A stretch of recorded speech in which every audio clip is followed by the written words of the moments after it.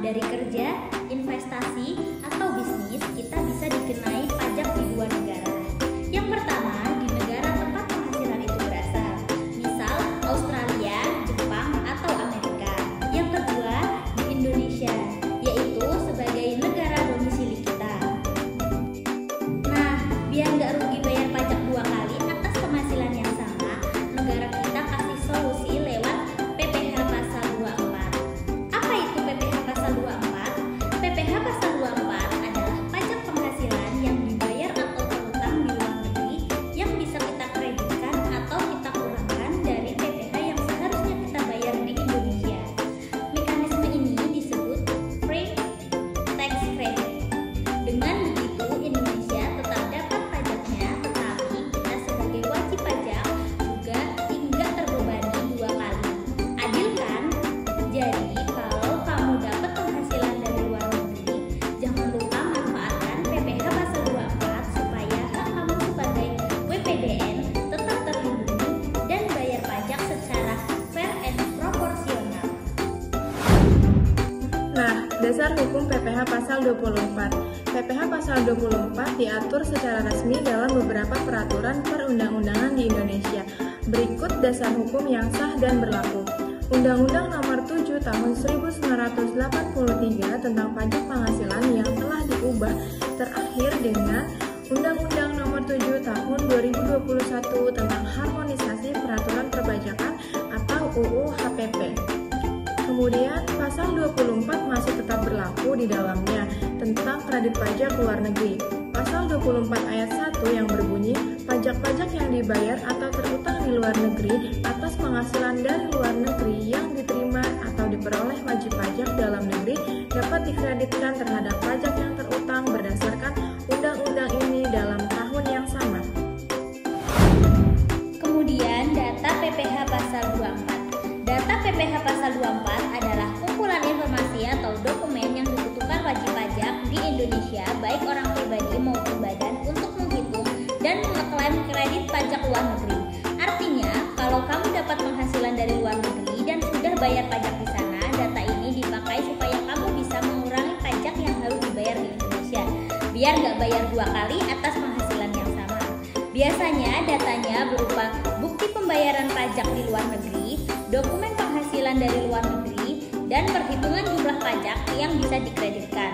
Singkatnya, data PPh 24 itu adalah alat bantu biar kamu bisa klaim potongan pajak dari penghasilan luar negeri waktu lapor SPT di Indonesia.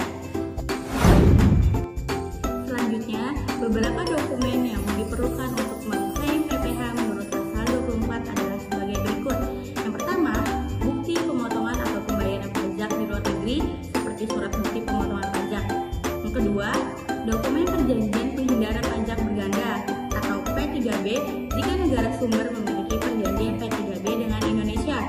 Yang ketiga, laporan keuangan atau rincian penghasilan yang diperoleh dari luar negeri. Yang keempat, kurs yang berlaku saat penghasilan yang diperoleh dan dibayar sesuai dengan ketentuan Bank Indonesia. Yang kelima, pengkreditan pajak ini dilakukan pada saat SPT tahunan dilaporkan. Hanya sebesar pajak yang terutang di Indonesia atas penghasilan di luar negeri tersebut atau pajak yang telah dibayar di luar negeri, maka yang lebih rendah dapat diberikan kredit pajak luar negeri. Yang keenam, jika diperlukan, wajib pajak dapat melampirkan pernyataan atau penjelasan tambahan untuk mendukung klaimnya, dan pengisian formulir kredit pajak luar negeri harus dilakukan dengan hati-hati. Jika ada ketidaksesuaian dalam laporan, Direktorat Jenderal Pajak atau DJP berhak untuk meminta klarifikasi atau bukti tambahan. Halo semuanya, di sini saya akan membahas contoh studi kasus tentang PPh Pasal 24, yaitu tentang kredit pajak luar negeri. Kita ambil contoh dari PT Sinar Gemilang yang berada di Semarang. Jadi ceritanya pada tahun 2014, PT Sinar Gemilang mendapatkan penghasilan neto sebagai berikut. Dari dalam negeri sebesar 400 juta dan dari luar negeri, tepatnya dari Vietnam sebesar 200 juta. Di Vietnam ini dikenakan tarif pajak sebesar 20%. Nah, dari data ini kita diminta untuk menghitung berapa besar PPh Pasal 24 yang bisa dikreditkan atau dimasukkan. Nah, dari data ini kita diminta untuk menghitung berapa besar PPh pasal 24 yang bisa dikreditkan atau dimasukkan sebagai pengurang pajak di Indonesia. Pertama, kita menghitung dulu total penghasilan netonya, yaitu dari dalam negeri sebesar 400 juta dan dari Vietnam 200 juta. Kalau dijumlah, total penghasilan kena pajaknya jadi 600 juta. Lalu langkah yang kedua yaitu menghitung total PPh terutang di Indonesia. Selanjutnya kita hitung berapa total PPh yang harus dibayar di Indonesia.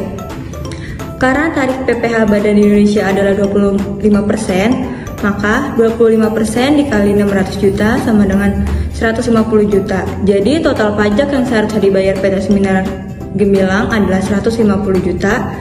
Langkah yang ketiga yaitu menghitung pajak maksimum yang bisa dikreditkan. Nah, di langkah ini kita hitung berapa maksimum pajak luar negeri yang boleh dikreditkan. Rumusnya adalah penghasilan luar negeri dibagi sama total penghasilan, lalu dikalikan total PPh terutangnya, yaitu 200 juta dibagi 600 juta, lalu dikali dengan 150 juta, hasilnya adalah 50 juta. Jadi sebesar 50 juta itulah maksimum pajak luar negeri yang boleh dikreditkan di Indonesia. Langkah yang keempat yaitu menghitung pajak yang sudah dibayar di luar negeri, lalu kita lihat berapa pajak yang sebenarnya sudah dibayar di Vietnam, yaitu 20% dari 200 juta, yaitu hasilnya 40 juta. Kesimpulannya, karena pajak yang boleh dikreditkan adalah sebanyak-banyaknya 50 juta, dan yang benar-benar dibayar di Vietnam adalah 40 juta, maka jumlah yang bisa dikreditkan adalah 40 juta atau karena nilai ini lebih kecil dari batas maksimum. Jadi dengan menghitung sesuai ketentuan PPh pasal 24, PT Sinar Gemilang bisa mengurangi pajaknya di Indonesia sebesar 40 juta karena sudah bayar pajak di Vietnam.